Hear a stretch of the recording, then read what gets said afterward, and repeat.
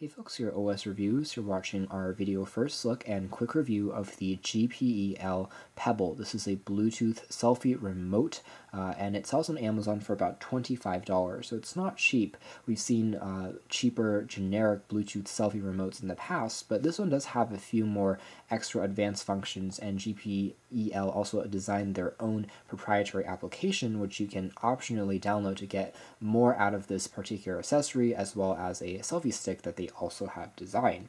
Otherwise, the company claims that the Pebble can be charged once and then used for an entire week, so the battery life is pretty good, and it offers Bluetooth 3.0 connectivity, so it has a pretty good energy efficiency rate, and it does work with a range of 33 feet, so it has a pretty good range between your device as well as the remote. It works with any iOS and Android device as well. Otherwise, in terms of features, you can see that it really resembles a Pebble when you hold it in the hand, thus the name of the product, and it's a pretty large remote as well, which is comfortable to use. You can change things like the zoom level, the aspect ratio, you can also change the camera, the secondary camera to the front camera, and vice versa, as well as other controls, and it's also pretty easy to pair with a device. So taking a closer look at the design of the unit next, you can see it's made completely out of this glossy plastic material, as well as a coarse material on the front for the controls. It does attract a fair amount of fingerprints, and when you place it on a surface or a desk, it does have the tendency to kind of wobble around.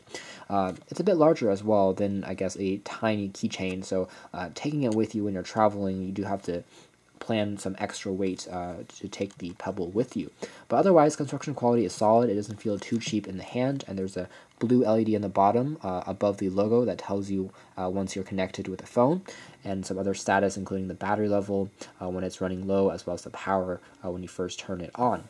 Up top, we have access to all the controls. They're pretty tactile and responsive, as well as easy to press, despite being kind of flush with the surface of the unit, and they correspond to the aforementioned zoom levels, the selections through different modes and settings when you're using an app, as well as switching the camera lens and also taking a shot. It's a center key. It's pretty tactile and easy to use.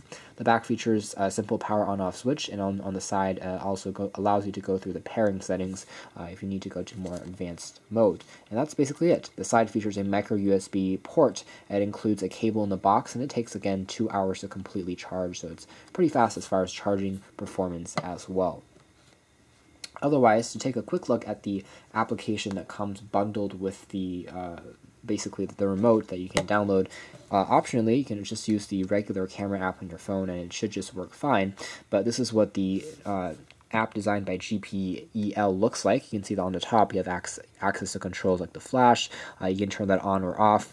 Same thing on the back button here. You can also use this to turn the flash on or off, and you can also change things like the self-timer mode. You can swap the camera. You can go through settings for things like the pairing, as well as changing the aspect ratio of the viewfinder, and down below here are things like recording video, taking an image. Very simple interface, almost kind of mimics what Apple is doing with their iOS. And there's also a Bluetooth icon that you can tap on to pair it with the Pebble once again after you just turn it on.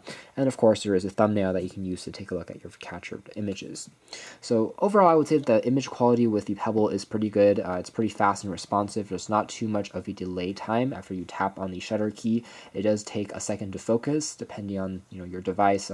Some phones obviously will be faster than others, but in general, it seemed to work quite well, and it was easy to navigate with both iOS as well as Android phones. So a pretty good selfie remote, just has a bit of a steeper price tag than what we would have really liked to see. Perhaps, if this is something like $15 or under, that might be a better deal in general.